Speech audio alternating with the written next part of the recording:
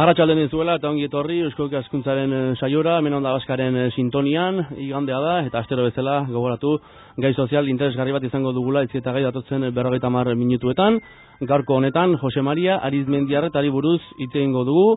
Arizmendiarreta apaiza zen eta besteak beste asko jaingo zuen bezala Mondragon korporatioaren sortzaile izan zen. Bere bizitzeko modua eta bere sinismenen inguruan arituko gara saio honetan eta gai interesgarri honi buruz hitz egiteko hementxe dauzkagu gurekin bi aditu Onda Baskaren estudioetan, biak ere Arizmendiarretaren lagunak elkarteko kideak, batetik Genaro Lekuona, arratsaldeon. Arratsaldeon. Eta bestetik Javier Retegi, arratsaldeon, Javier. Arratsaldeon. Bueno, para empezar, antes de nada, vamos a aclarar pues quién fue José María Arizmendiarreta.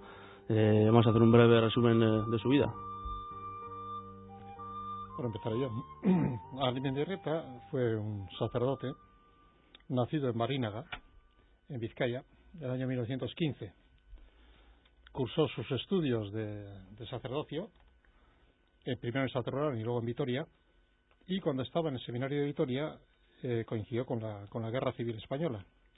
Con la Guerra Civil Española al final fue puesto militarizado y participó en la Guerra Civil como periodista, siendo incluso redactor del primer periódico en euskera que se editó en aquella época, ¿no?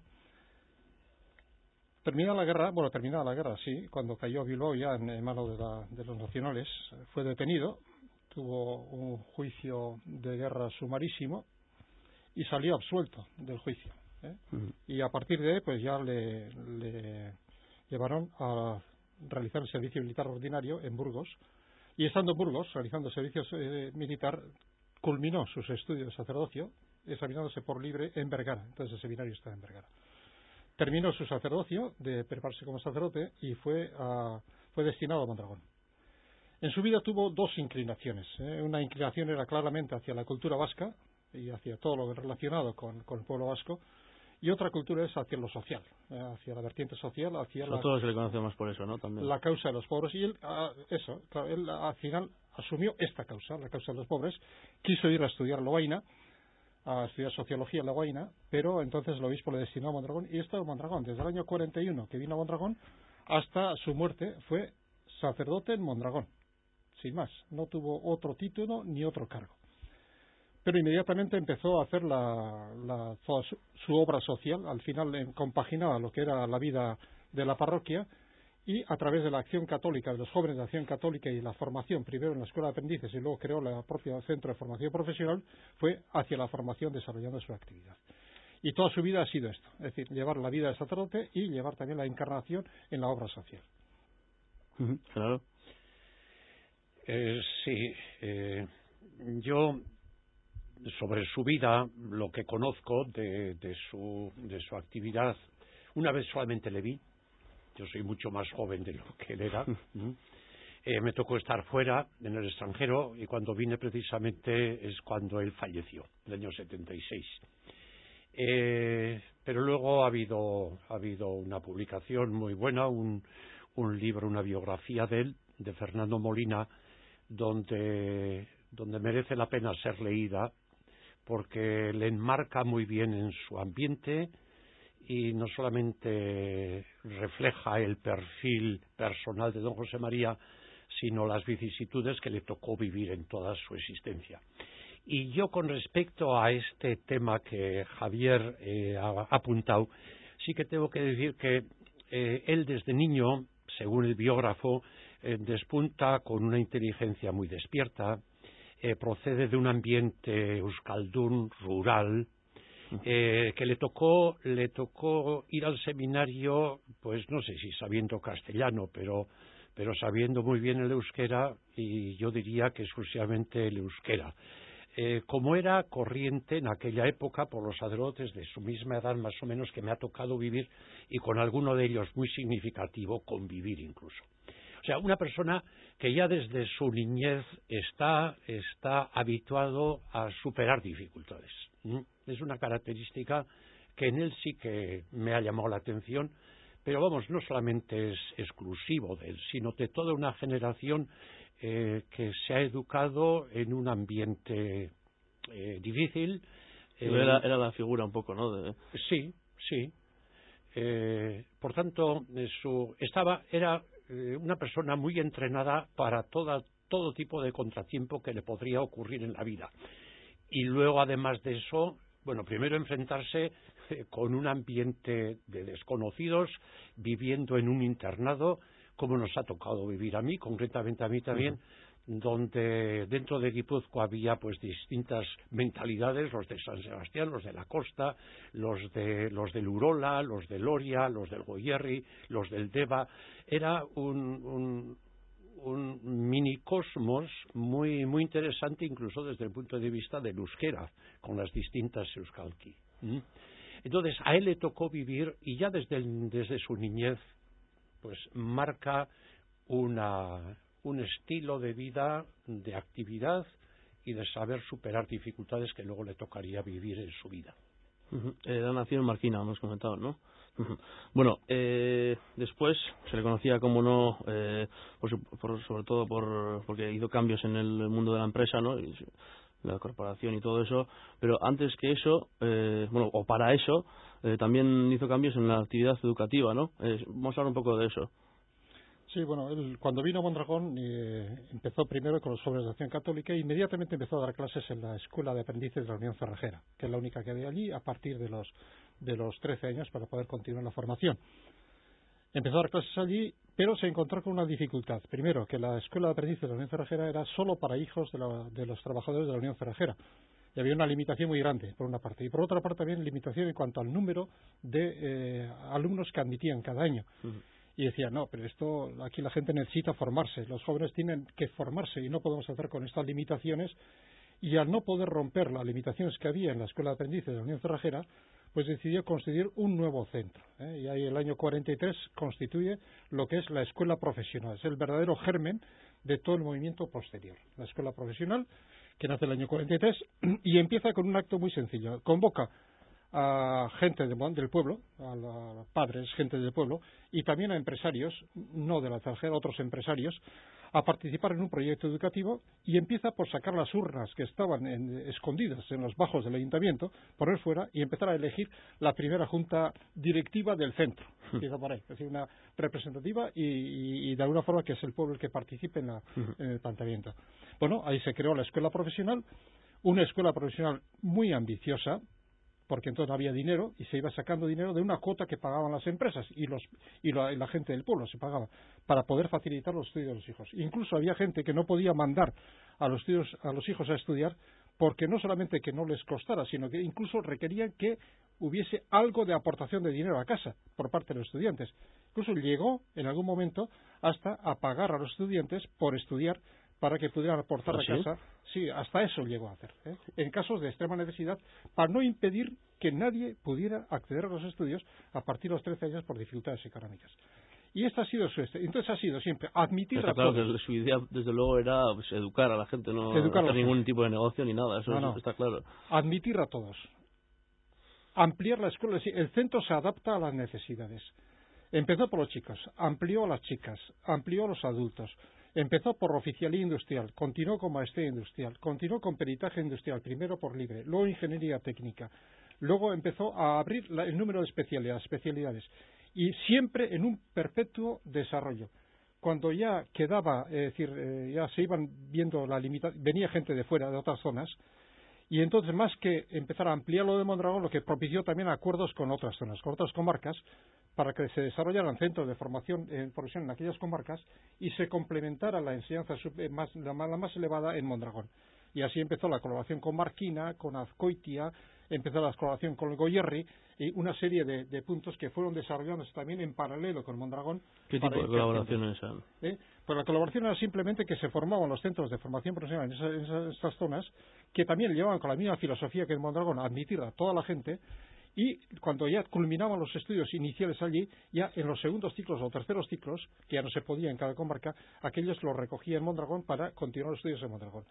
Alternando el trabajo y el estudio, porque entonces no había posibilidad de financiar, y entonces los alumnos se autofinanciaban a través de su propio trabajo, y eso se constituyó así el año 66, la primera cooperativa de estudiantes, que era LECOP, que de alguna forma hacía que los alumnos en media jornada y la escuela en otra media jornada y los alumnos ganan suficiente como para autofinanciarse, los alumnos ganan suficiente como para hacer los estudios. Esa ha sido la tónica siempre. Y eso en un proceso progresivo hasta llegar a lo que es la Universidad de Mondragón hoy, que es un poco el reflejo de todo este proyecto expansivo que ha durado hasta nuestros días. Y ahí se fue formando personas que tenían una doble visión, una técnicamente muy preparadas y socialmente muy preparadas, es decir, pensando más en la promoción de las comarcas y crear condiciones de desarrollo de la comarca más que en una opción personal de desarrollo o un crecimiento personal. Decía, busquemos unas sociedades ricas en opciones más que ricos en una sociedad empobrecida. Este fue su lema y ahí fue el germen donde fue creando generaciones de personas, de jóvenes, que luego promovieron el desarrollo cooperativo. ¿Cómo se consigue eso? Y claro, decirlo también es fácil, ¿no? Pero, sí, pues, luego sabemos cómo es el mundo y... ¿Cómo se consigue? Pues primero trabajando mucho con la gente y haciendo pensar que la persona en su desarrollo tiene que pensar no solamente en sí mismo, indudablemente que tiene que pensar en sí mismo, porque uno tiene que subvenir sus propias necesidades, pero las necesidades llegan hasta un límite. Cuando ya has cubierto las necesidades básicas, tienes que pensar más en las necesidades sociales. Y eso provocó la búsqueda de un nuevo concepto de empresa. Primero quisieron transformar la empresa que existía a través de una participación de los trabajadores en la empresa.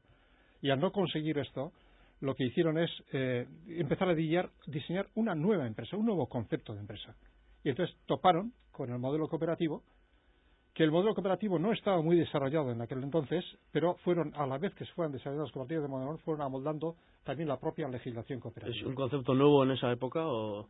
Concepto nuevo, no es que no fuera nuevo el concepto cooperativo, no había empresas industriales cooperativas, básicamente.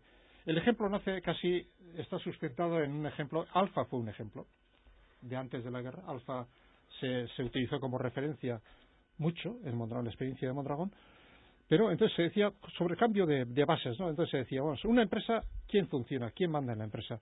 Los capitales. ¿Quién es el dueño de la empresa? El capital. Pues hagamos que el dueño de la empresa sea el trabajo. Entonces, el capital es un factor subordinado. Al trabajo hace falta capital, pero está subordinado. El que tiene el mando de la empresa es el trabajo. Cada trabajador, un voto. No es proporción al primer cambio radical. Un trabajador, un voto. Hace una asamblea general, elige con sus directivos que gestionan la empresa, absolutamente distinto de la empresa capitalista, que es, en función del capital que tenga cada uno, es el poder en la empresa. Segundo, la solidaridad en la retribución. Tanto interna, con una escala de retribución mucho más cerrada que la del entorno, y sobre todo externa, es decir, que la media de retribución de las cooperativas no sea superior a la media de retribución del exterior. Tercero, decimos, en cuanto al capital, el porcentaje mayor de los beneficios se dedica a reservas, que no son de titularidad individual, son de titularidad social, están en la empresa. Y la parte de reservas, la parte de beneficios que se distribuye entre los trabajadores, se distribuye en función de su trabajo, no en función de su capital. Es decir, introdujo una serie de principios que dieron paso a lo que es la empresa cooperativa, y con ese modelo que fue exitoso con el primer ejemplo cooperativo, luego se fueron desarrollando todo el resto de las cooperativas con eso y con el soporte de Caja Laboral, que fue la entidad financiera que creó para apoyar las cooperativas. Ahí se estudia primero las personas y luego los principios que sustentan un nuevo modelo de empresa. También cooperación entre las personas y también cooperación intercooperación, ¿no? Que entre cooperativas, ¿saben lo que se decía, no? Ese fue el otro salto, sí. Primero fue entre personas para formar la cooperativa y luego fue la solidaridad intercooperativa, formando los grupos. ¿Qué significa solidaridad intercooperativa? Pues si en un momento determinado una empresa está en dificultades, los excedentes de personal que puedan surgir en esta empresa se reubican en otras empresas. Segundo, si uno está en pérdidas, el resto de las empresas que están en beneficios distribuyen sus beneficios para compensar las pérdidas de las que están en pérdidas. No, es que son empresas diferentes, pero que están todas juntas, ¿no? Mediante pactos establecen esos vínculos de relación para poder colaborar unas con otras y afianzarse unas con otras. La intercooperación es un concepto absolutamente moderno y absolutamente de futuro. Esta es una...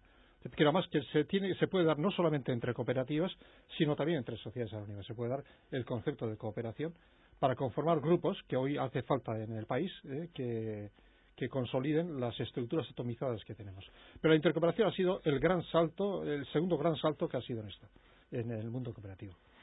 Después creó empresas, por ejemplo, Ulgor, ¿no? Caja Laboral, Bueno, ¿cómo fue esa...? Bueno, primero fue Ulgor, la empresa que nació de electrodomésticos. Empezaron a comprar una licencia. ¿Esa fue la primera? Sí, la primera. Compraron una licencia de una empresa que estaba en Vitoria y la transformaron en una empresa para construir electrodomésticos. El ejemplo del Ulgor, que fue muy bien, fue éxito económico y fue esto, pero enseguida planteó la necesidad de crear un banco. Decían, no podemos seguir adelante el movimiento cooperativo porque si estamos supeditados a la financiación de entidades de otra filosofía distinta a la nuestra, nos van a querer controlar. Entonces tenemos que crear un banco cooperativo, ¿para qué? Para atraer los recursos de la sociedad y con el objetivo de destinarlos al desarrollo de empresas cooperativas o empresas de esto. Ese fue el gran salto, la creación de Caja Laboral, porque Caja Laboral le dio el soporte financiero a todo el grupo. La tercera fue Lagunaro, fue también otra entidad que es de provisión social. Entonces no había seguridad social para los trabajadores por cuenta propia, que eran los cooperativistas, y se creó su propio sistema de seguridad social, que además de cubrir las necesidades sociales, fue también una entidad financiera de primer orden, porque al final todos los ahorros de las personas para garantizar la jubilación o las prestaciones de capitalización son financiaciones que se pueden utilizar para la promoción social de eso. Y luego fue Eroski, otra gran... Eroski también lo tenemos en mente, ¿no? Otra gran empresa. Y sobre esta base, sobre este éxito, luego y de la mano de los exalumnos de la Escuela Politécnica, fueron creando movimientos cooperativos en otras zonas. Fueron creando en el Goierri, se fueron creando en Marquina, se fueron creando en otras zonas, abriendo, y se abrió la expansión cooperativa. Fue con eso y con una colaboración de Caja Laboral, que tenía una división empresarial en Caja Laboral, que era la que apoyaba la creación de nuevas cooperativas. Este es el germen del desarrollo cooperativo. Bueno, ¿y qué respuesta tuvo todo este cambio, esta manera de ver o de vivir, de cooperar, ¿no? ¿Qué respuesta tuvo esto en la sociedad? Pues la sociedad muy buena. Es decir, bueno, había dos conceptos sociales, ¿no? Es decir, hubo un cambio entre un concepto paternalista de sociedad, sustentada básicamente en la Unión Cerrajera, que era una empresa de muy buena voluntad, una empresa paternalista de su día, de su tiempo, pero donde de alguna forma casi se planteaba que había como especie de clase. Los dirigentes es una cosa, los trabajadores son otra cosa. Los dirigentes dirigen y velan por la sociedad, por la necesidad de la sociedad, pero los trabajadores se dedican a trabajar y no participan, es decir, no participan. De ahí surgió, cuando nació la primera cooperativa de la pugna, pero estos trabajadores, estos que no saben esto, ¿cómo van a saber montar una empresa? Fue esto. Y demostraron que los trabajadores unidos y preparados saben montar una empresa igual que los capitalistas. Exactamente igual. Y seguramente funcionará mejor también. Y funciona mucho mejor. Y entonces esa fue la primera ruptura. Una ruptura incluso social, porque había gente que estaba de acuerdo con ese sistema paternalista y otra gente que quería romper el sistema capitalista y crear un nuevo modelo de sociedad, ¿no? Y entonces esto fue la primera ruptura social, fue ahí, y hubo también discrepancias dentro de la sociedad de Mondragón. Bueno, Genaro, también algo que aportar en cuanto a esto. Sí, yo diría que mirando el itinerario de don José María, se puede decir que su obra exitosa se le debe a él, pero, y esto diríamos, en general lo puede hacer cualquier persona que tenga una cuota de inteligencia grande, que sea un buen estratega económico, social, que sepa rodearse de personas idóneas para aquello que él presenta y que él ofrece y que él planifica. Este sería el caso típico.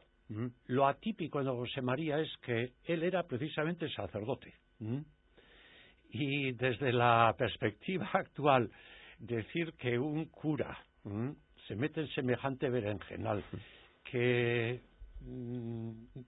pone en marcha semejante acción de tipo social, empresarial, económico, educativo, de grandes vuelos, como ha resultado que la cooperativa y todo el movimiento cooperativista creado por él, inspirado por él, promocionado por él y apoyado y sostenido, que haya tenido semejante relevancia y tiene semejante relevancia en esta concreción concreta.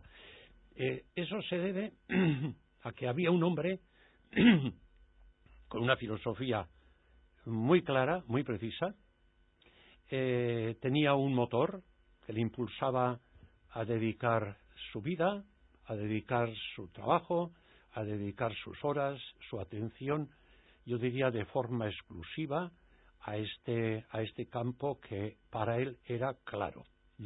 Además, con proyección de futuro, que luego la historia le ha dado la razón y le está dando todos los días. Entonces, él, que quería ir a estudiar a Lovaina, como ha dicho mi contertulio, Xavier, y que sus planes se torcieron y se quebraron, pues porque el obispo le mandó a Mondragón en una situación dificilísima. No nos olvidemos que el año 39 termina la guerra. Mondragón, lo mismo que otros pueblos y otros municipios muy azotados por la guerra, y llega en un ambiente de división interna. Entonces, él supo, diríamos, aquella sociología que quería estudiar en Lovaina, la puso en práctica sin haberle dedicado tiempo, pero el tiempo fue toda su vida dedicada a la sociología concreta y a realizar sus planes. Y esto, diríamos, desde la doctrina social de la Iglesia. Lo que hoy en día, y entonces también se daba, la dicotomía, diría, la doble tendencia. Una fe que es huidiza de la sociedad, del ambiente, una forma de creer que es muy, muy particular, muy intimista incluso. Es una tendencia que siempre se ha dado y se dio entonces y hoy en día también se da, o una fe que le impulsa a mantener contactos con la sociedad, a ser una iglesia abierta, una fe abierta, las puertas y las ventanas, aunque, como decía Juan 23, aunque haya catarros y haya resfriados, sin embargo se supera, pero hay que darle a la iglesia un tono abierto y sobre todo de contacto y de comunicación con el mundo en que nos ha tocado vivir y en esta historia concreta. Don José María fue un artista en ese sentido. O sea, saber llevar a la vida concreta aquella fe que él vivía. O sea, mantuvo siempre, diríamos, el calor de su espíritu para poder desplegar pues lo que hizo, sin olvidarse del cielo, dedicándose a la tierra. Hoy en día, quien quiera hacer una obra de tipo social o cualquier otro tipo, parece que la fe es un obstáculo, es una rémora, es un freno, cuando para don José María la fe como cura, mantenida y vivida, no fue un freno y una rémora, sino un impulso, una energía constante y una implicación todavía, si cabe, mucho más personal en aquella obra con la que él se identificaba por ser precisamente padre de la criatura. Bueno, estamos hablando de José María de Mendiarreta. Será difícil resumir todas sus virtudes y características, pero bueno, en cuanto podamos, ¿cuáles son las que destacaríais? Bueno, yo primero y eso Genaro hablará mejor que yo probablemente como ser sacerdote, pero yo como seglar y por haber vivido junto con él, yo diría primero fue sacerdote, absolutamente sacerdote, era sacerdote, en el sentido de que cualquier otra actividad que desarrollaba, lo desarrollaba desde su visión de sacerdote, como ha dicho Genaro, y desde su misión de sacerdote. Esa es la primera. Y fue sacerdote solo, no tuvo ni un cargo en la iglesia ni en la parroquia toda su vida. Fue un sacerdote ordinario de la parroquia de Mondragón que no tuvo ningún cargo en toda la vida. Cumplía las funciones de la iglesia, las sacerdotales, de los sacramentos, las confesiones, las visitas, igual que cualquier otro sacerdote, a primera hora de la mañana normalmente, y luego dedicaba el resto del día y todo el tiempo a pensar en la encarnación en obras sociales. Primero sacerdote. Luego una profunda fe. Profunda fe. Y esa fe que mueve montañas. Es decir, al final decía, él ideaba, siempre estaba pensando en planteamientos que muchos decíamos que eran utópicos, que eran irrealizables, porque pensar que desde unos trabajadores, hijos de unos trabajadores, se iba a montar una empresa de ese calibre, o montar que desde unos trabajadores de una empresa se iba a montar un banco, o pensar que se iba a montar una universidad desde unos meros aprendices casi, es decir, estaba dando un concepto de fe importante, es decir, creía en lo que necesitamos, creía en las utopías y transmitía esa fe a todos sus ciudadanos. Todos condiscípulos. Muchas veces me recuerda a lo que pudo pensar Cristo cuando estuvo allí con los pescadores, unos pobres pescadores que nada más ni nada menos que fundan una iglesia que dura durante 2000 años. Y eran unos pescadores del lado de Galilea. Entonces, personas que son del pueblo, normales, corrientes, que enciendan su fe de forma que sean capaces de crear actividades de este nivel. Una profunda fe, primero. Segundo, una esperanza enorme, y sobre todo la esperanza en la persona. Dice que la persona tiene posibilidades infinitas, cada uno, y lo único que decía es, y confiaba en todas las personas, en su capacidad de recuperación, en su capacidad de esto, y tratar de sacar el máximo a las personas. La única desconfianza que solía tener a veces era de los soberbios y cortos de mente. Es decir, decía que un sinvergüenza se puede corregir, se puede enmendar, se puede dar cuenta, y se puede dar cuenta, pero el soberbio es que no se da cuenta de sus errores. Sí. Ese es el único punto que le traía. Este era cuando se encontró con una persona que era soberbia y fatua. Ese es el planteamiento que él más repudiaba. No los sinvergüenzas. Los sinvergüenzas se pueden ir tratando y corrigiendo. O sea, una profunda esperanza en la persona. Atendía a todo tipo de personas. Yo creo que hablaba en el mismo tono y con el mismo nivel con el aldeano que venía a vender su leche en la calle, que se encontraba por la mañana y se quedaba charlando con él, hasta con el ministro que venía a visitarle a Mondragón, y trataba al mismo nivel, es decir, al mismo nivel, trataba en profundidad con cada uno de sus problemas, en sus citas, es decir, y sus puertas siempre estaban abiertas para cualquiera. La profunda esperanza, y sobre todo la caridad, el amor. Nunca tuvo nada, vivió muy pobremente, nunca tuvo ninguna retribución más que la de sacerdote de la parroquia, nunca. Creando un imperio como que se ha creado alrededor, nunca tuvo ni una responsabilidad ni una remuneración. Todo lo tenía para dar, todo tenía. Pero lo primero que daba, decía, lo primero que era es socializar el pensamiento. Decía que es lo más difícil de socializar. Lo que pensaba lo decía, o lo escribía, y lo confirmaba, y lo contrastaba.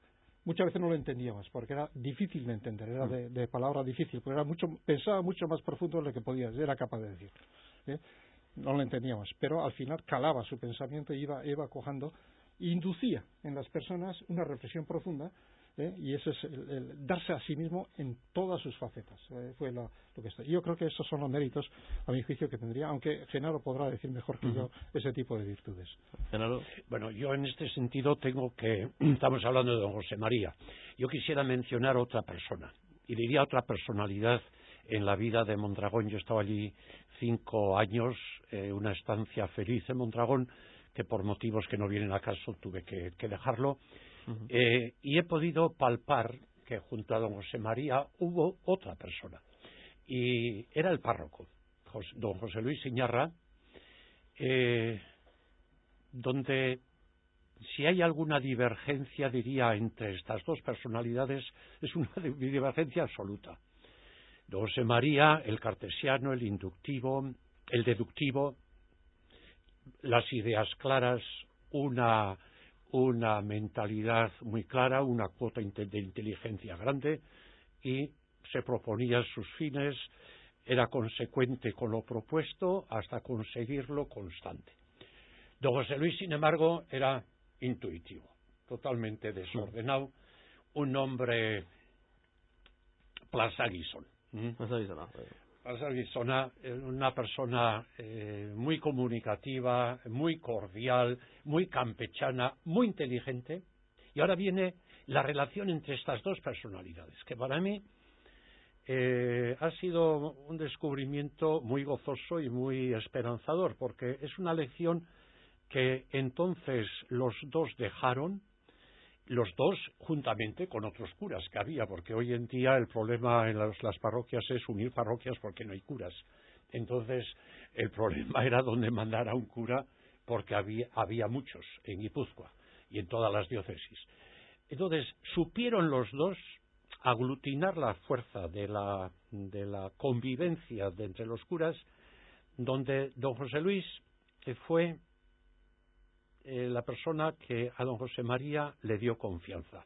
Hablaba Xavier de la confianza que él tenía en las personas. Bueno, pues esa confianza se transmitió incluso dentro del cabildo.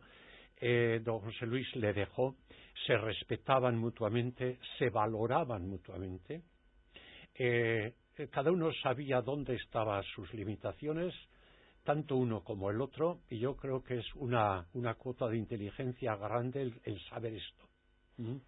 El orgulloso normalmente cree que él es todo, invade campos extraños, campos ajenos, en cambio ellos no. José Luis le respetaba a don José María y le dejaba porque estaba intuyendo que allí se estaba cociendo algo importante.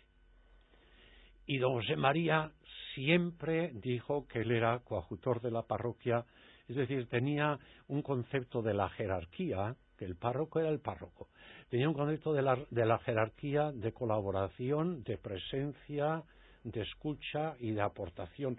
Y hoy en día, donde en todos los grupos siempre surge la divergencia, y a veces la divergencia, que la diferencia es muy enriquecedora, pero a veces cuando ya entran intereses muy concretos y personales, la divergencia degenera en enfrentamientos. Ellos supieron mantener esa divergencia en una colaboración constante, y para mí es una gran cualidad. Era su estilo de vida, ¿no? También. Un estilo de vida que incluso entonces llamaba la atención. Entonces llamaba la atención porque... Ahora también, ¿eh? Y ahora también. Y donde hay personas humanas siempre hay sus piques. Y muchas veces los de dentro son los mayores... ya, no digo yo los mayores, pero pueden ser. Y en ocasiones ocurre que las cortapisas se ponen precisamente no desde fuera, sino desde dentro. Y no vamos a mencionar, pero todo tipo de grupo, siempre hay divergencias que son no sanas. En cambio, en los dos eso sí que se dio. Y cuando se habla de don José María, a mí me toca hablar también de este personaje tan simpático, tan entrañable, tan querido en el pueblo como es don José Luis. Hay que hacer un poco justicia. Que yo no sé hasta qué punto don José María hubiese llegado a semejante actuación tan exitosa si es que no hubiese tenido a un don José María que hacía muchas veces de paraguas, hacía de animador, hacía de compañero de viaje, dándole confianza, apoyo y apoyo moral.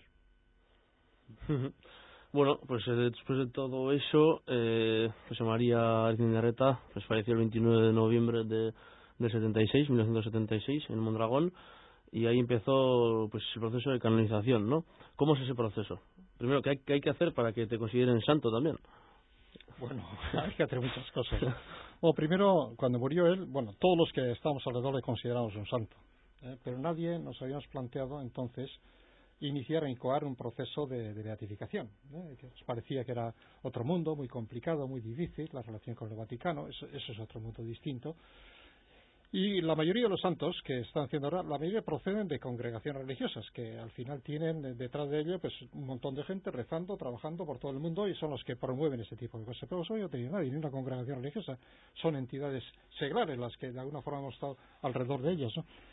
Pero había una insistencia en personas determinadas y sobre todo en sacerdotes que le conocieron y trataron con él, que decían, ¿y por qué no incoáis un procedimiento de beatificación? ¿Y por qué no incoáis? ¿Y por qué no incoáis? Esto estuvo latente durante un montón de años, y hasta el final, hace 10 años aproximadamente, se plantearon, cuando se hizo el traslado de sus restos del cementerio de Mondragón al nuevo cementerio, entonces se plantearon, y esto, y bueno, vamos a empezar por hacer una encuesta un poco en serio, Entonces tomaron Romaché y Alfonso Groña Goitia para coger y hacer una encuesta en serio entre 17 o 20 personas, haciendo una entrevista profunda con cada uno de ellos, para analizar si merecía o no, cuestionándose si incoar o no el expediente de beatificación y empezar con el proceso de beatificación. Y unánimemente todos, con muchas dudas sobre la oportunidad o no, sobre las dificultades o no dificultades, pero unánimemente todos dijeron adelante con el proceso. Fue esto. Entonces, esto es un proceso complicado. Es un proceso complicado. Con eso se vino al obispado, y el obispado, el monseñor Uriarte, le dijo, sí, adelante, merece la pena y adelante. Y bueno, empezaron así, se obtuvo el Nilostat, que es la autorización para empezar con el proceso, hace 10 años aproximadamente, y se hizo toda la fase diocesana, que es muy larga, son 4 o 5 años de recopilación de todos los datos, recopilación de toda la documentación, testigos, etcétera, y también una serie de contrastes por parte de la Iglesia. La Iglesia puso su fiscal, que de alguna forma fiscalizaba todo esto, y fue hasta que se terminó la fase diocesana, aprobándose solemnemente el año 2009, aprobándose, y diciendo, bueno, se ha terminado la fase diocesana, eso está perfectamente en orden, y se manda a Roma, para que en Roma empiecen ya a analizar el procedimiento. En Roma es eterna, no sé decir apóstol que Roma es eterna. En Roma los tiempos no cuentan como en la empresa, va a otro ritmo los tiempos, ¿no? Pero empezaron ahí y empezaron ya, obtuvo casi inmediata al año, ha obtenido lo que es el decreto de validez. Quiere decir que Roma ha analizado la documentación y dice, es completa la documentación, está bien, y ha obtenido el decreto de validez. Después de ese decreto de validez empieza lo que se llama la elaboración de la positio, que es la elaboración del documento síntesis de las virtudes de fe, esperanza y caridad en grado heroico, por parte de Arrieta. Ese documento está elaborado y pendiente de presentación. Ahora pues se ha nombrado el relator, el Vaticano ha nombrado el relator y está pendiente de presentación. Después de eso, ¿qué proceso empieza ahora? Ahora está en proceso todavía. Ahora está en proceso. ¿El proceso qué significa? Lleva un proceso primero que se reúnen 9 teólogos, analiza cada uno por separado, tiene que hacer dar el visto bueno si el proceso es válido o no válido. Los 9, cada uno de ellos tiene que dar, y tiene que dar por mayoría. Esto está a punto de empezar ahora. Después de que los nuevos teólogos, si supera esa barrera, luego vienen otro grupo de, creo que son cardenales, 7 o 8 cardenales, que se reúnen también para hacer el mismo estudio, analizar cada uno por su cuenta y darle la validez a esto. Y con eso terminaría lo que sería la fase de estudio, y ahí con eso ya el Papa puede declarar a don José María Meta como venerable. Venerable, es el primer paso, que el Papa lo declare como venerable. Y para que sea santo, tiene que producirse, además de ese proceso, tiene que producirse lo que sería la anotación de milagros. Tiene que haber milagros. Milagro significaría, probablemente, la obtención de un milagro da opción a que sea considerado como beato, y ya con 2 o 3 milagros podría ser considerado como santo. Pero esos milagros, ya el proceso nuestro llegaría hasta donde sea, porque milagros tiene que hacer él. Si no hace el milagro, desde luego, de la Corporación Mondragón o desde el equipo pastoral no se hace milagros, eso está claro. Por una parte eso, pero por otra parte, para que haya milagros, también tiene que haber petición por parte de la gente. Si la gente le olvida, y la gente no pide, y la gente no está al tanto de esto, pues difícilmente se van a hacer milagros la gente que no les pide. Entonces, esa es la fase esa, que puede tardar 200 años tranquilamente, esta fase, porque ahora pronto, entonces. Es pronto. Por eso digo que estos procesos nosotros podemos llegar hasta donde podemos llegar, que es en los que hemos conocido en vida, recopilar toda la documentación y poner el proceso en marcha, pero luego a partir de ahí tiene que ser ya en otros parámetros se mueve la cosa, y no en los parámetros de la gestión del proceso. La gestión del proceso puede llegar hasta la consecución de la venerabilidad por parte del Papa, pero luego ya tiene que venir otro proceso distinto, que esto yo creo que más que yo entiende Genaro, yo podrá hablar también de este tipo de procesos, y sobre todo la importancia que tiene en este momento que para la Iglesia una figura como José María, porque estuvo aquí el cardenal Martino visitándonos, cardenal Martino, que es el especialista en la cuestión social de la Iglesia, y dijo que si hubieran conocido esto, hubieran sido de distinto tono las encíclicas que habían salido de Roma, porque no conocían lo que se había hecho aquí, y quedó impresionado, y que esto nos dijo, este es un verdadero santo de la doctrina social de la Iglesia. Vino a decirnos esto. Sí, bueno, de llevarse de terminar esto en buen puerto sería para la Iglesia diocesana de San Sebastián, de la diócesis de San Sebastián, el primer santo que fuese cura secular. Religiosos hay, pero cura, diríamos secular, sin pertenecer a una orden, sería el primero. Ahora, yo creo que mucha gente puede decir, ¿para qué tiene que ser santo? Que la Iglesia le reconozca. Nuestros padres, nuestros abuelos no tuvieron una cuota de santidad, pues es verdad. Yo no soy quien para decir este santo no es santo, pero yo estoy convencido de que hay muchas vidas, pues eso, muy a tono con el Evangelio, muy valoradas aquí humanamente entre las personas que se les conoce y muy consideradas y que nos sirven de ejemplo, empezando por nuestros propios padres, familiares, que en situaciones muy difíciles de la vida supieron mantener una actitud de vida elegante, honrada y testimonial. Lo que pasa es que las circunstancias de la vida pues no les ha dado a conocer y han pasado, pues eso, desapercibidos para este mundo, excepto el núcleo más reducido que ante los cuales se dieron a conocer o les conocieron.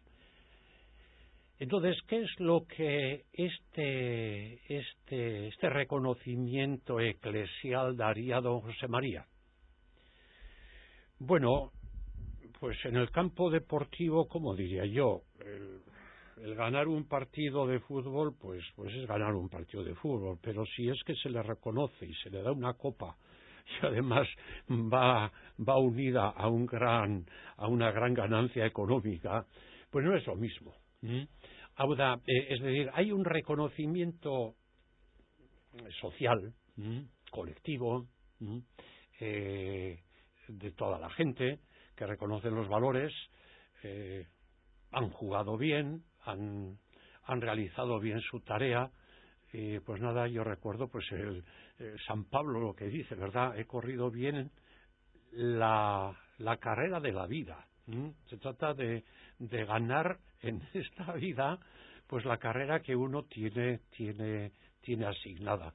Entonces, un don José María Santo, pues hoy en día nos parece un poco extraño, pero vamos, un reconocimiento de este tipo yo creo que vendría muy bien como persona de identificación, no para crear cooperativas, porque para eso hace falta tener cualidades que las tuvo y condicionamientos históricos en que a él le tocó vivir, pero sin embargo su desprendimiento, su generosidad, su apertura, su dedicación, todo aquello que adornó su personalidad, yo creo que eso es muy actual y siempre será actual. La belleza corporal pasa con los años, pero sin embargo la belleza del espíritu, de la forma de ser, las cualidades humanas, eso sí que es actual siempre, y quizás en estas circunstancias históricas en que estamos viviendo, pues tiene una relevancia especial, precisamente motivadas por un espíritu de fe en Dios, en que hoy en día pues parece que para hacer algo hay que prescindir de Dios, o lo consideramos como una rémora, como he dicho antes. Don José María, yo me alegraría mucho que este proceso tan largo y tan eterno como es patrimonio de Roma llegase a buen fin, y aunque no lo veamos, pues podemos ser nosotros un poco los que hemos colaborado en nuestra pequeña aportación para que esto se consiga. Pues sería un reconocimiento sin duda a todo el trabajo hecho por José María Arizmendiarreta. Entramos ya poco a poco en la recta final del programa, de este programa de Euskadi Askuntza, y hablamos de José María Arizmendiarreta aquí en Onda Vasca. Para terminar, preguntaros si se refleja todo esto que hizo Arizmendiarreta en la sociedad de hoy en día. Si ha quedado algo de lo que nos dejó Arizmendiarreta. Bueno, yo creo que la magisterio de Arizmendiarreta hoy es vigente. Es decir, yo creo que además las circunstancias actuales de la sociedad están justificando o necesitando los principios en los que se sustentó Arizmendiarreta para el desarrollo de su actividad. Es decir, desde una sociedad basada en los egoísmos personales y en la feroz competitividad, sin dejar nada al espacio comunitario, de lo que estamos viviendo ahora en su fase más extrema, sobre todo en estas relaciones internacionales, a una sociedad basada en la cooperación y en los espacios comunitarios. Es decir, que tiene que haber espacios por encima de la competitividad y de las personas, que de verdad tiene que resolverse para que todo el mundo tenga acceso a unos mínimos de educación, mínimos de salud, mínimos del hambre, superar el hambre. Yo creo que la sociedad actual mundial está en condiciones para poder superar con carácter universal estas necesidades, pero eso no se puede hacer mediante la brutal competencia y competitividad. Tiene que hacerse creando espacios que son garantistas de resolver este tipo de problemas. Y esos son los espacios comunitarios, que por los cuales trabajó don José María toda su vida. Toda su vida ha sido la primacía de los espacios comunitarios una vez superados los mínimos exigibles a la persona para cubrir sus necesidades. Y a partir de ahí trabajar por los casos comunitarios. Esto convertido al mundo actual, que es radicalmente distinto del que vivió en la época de José María, es radicalmente distinto, pero los principios que sustentaron su actividad hoy siguen siendo necesarios, más necesarios que nunca. Y precisamente la figura de un santo, que es santo, y el reconocimiento de santo al final vendría a resaltar esos principios y a rescatar esos principios y este magisterio para aplicarlo a la sociedad actual. Claro. Sí, yo diría que hay cosas que son perennes y en nuestras vidas hay distintos tiempos, diría. El tiempo del trabajo, el tiempo del descanso, el tiempo del dolor, el tiempo del esfuerzo, el tiempo de las dificultades, el tiempo del gozo de haber conseguido las metas propuestas, en parte al menos. Hay situaciones de sufrimiento, hay situaciones de transfiguración, de alegría, de gozo, esperanza, mirada al futuro, constatar la realidad. Siempre vivimos en una tensión en esos tiempos que son a veces contradictorios y nos movemos entre un extremo y otro o entre una situación y otra. Esto don José María lo vivió y para mí es un referente. Y yo creo que puede ser un referente para todas las personas cuya figura es algo conocida y cuanto más se le conoce, más atractiva resulta y más identificable incluso. En su espíritu, en su forma de vivir, en la imagen que tenía del mundo, en la participación en esos mínimos vitales que la persona necesita. Y él lo consiguió de forma muy satisfactoria y su obra está ahí. Entonces, queda su figura, lo mismo que quedan otras muchas figuras que para unos serán más próximas, para otros menos próximas, pero sin embargo es un exponente en esta sociedad donde tantas cosas se ofrece, pues ofrece también una vida honrada, una vida consecuente y lógica, y una vida constante, y una vida sobre todo de un creyente profundo comprometido con la sociedad que le tocó, que no fue nada fácil, Yo esto sí que quisiera recalcar. Con otras circunstancias muy diversas a las actuales, aquella era una situación de penuria, de escasez, de hambre, de racionamiento, donde él supo encontrar una salida eficiente. Hoy en día vivimos en una sociedad de abundancia, una sociedad donde no se valora más que lo material o en exclusiva muchas veces, y sin embargo don José María queda ahí como una referencia para poder luego cada uno hacer el trabajo de concreción en su propio ambiente y en su propia vida. También os quería preguntar, ¿qué diría él, qué pensaría él si estuviera ahora mismo aquí, viendo, supongo que por ejemplo las empresas que creó él, ¿no? Tanto como Caja Laboral, Eroski, por ejemplo, como un ejemplo, pues los Eroski y luego Caja Laboral de ahora, no se parecían mucho a él entonces, o sí, no sé, es una pregunta. ¿Qué pensaría él si estuviera en esa sociedad de hoy en día? ¿Qué creéis que pensaría él? Nos daría un tirón de orejas de seguro que nos daría un tirón de orejas y nos diría, chocholos, pero ¿por dónde vais? Seguro, con toda seguridad. Pero yo creo que es muy difícil, es decir, si él hubiera vivido, hubiera estado previendo, pensando las contradicciones que se iban produciendo en el mundo. Entonces no se iría por esta dirección, ¿no? No, seguramente no habríamos ido por esta dirección. No iríamos en esta dirección. Probablemente iría por otros caminos, por otros cauces distintos, mucho más adecuados, porque siempre en su eso fue la previsión. Él fue un hombre de visión de futuro. Este fue su característica, de visión de futuro, analizando a fondo cuáles eran los movimientos que estaban produciendo la sociedad para prever un poco hacia dónde iba la sociedad, ¿no? Probablemente hubiera predicho esto mucho antes de lo que se hubiera ocurrido, no predicho lo que ha ocurrido, sino hubiera visto cuál es la evolución de la sociedad y hubiera ido enderezando los rumbos para adecuarnos a esa sociedad sin llegar a este punto de ruptura. Pero de luego estaría muy crítico, como siempre, seguro que estaría crítico con todos nosotros. Ahora también hay una cosa, es decir, de las cosas que él empezó, hay una magnífica universidad que en su día no se lo hubiera imaginado, la potente herramienta que significa una universidad en este momento. O el movimiento cooperativo que se ha desarrollado con la fuerza y la extensión y el dinamismo que tiene, también es una herramienta de primer orden. Probablemente le daría un rumbo distinto a todo esto. Un rumbo distinto, un rumbo mucho más comunitario, mucho más de formación de la persona en su vertiente comunitaria, mucho más de lo que estamos haciendo ahora, para que sean personas capaces de diseñar un mundo más justo. Es decir, ese diseño estaría tirándolos de las orejas porque hemos dejado de alentar una serie de facetas y nos hemos quizá centrado demasiado en la faceta económico, profesional y competitiva. Él seguiría siendo para mí una instancia crítica donde su mensaje levantaría quizás ampollas porque sería políticamente incorrecto en muchos aspectos que él podría contemplar hoy en día.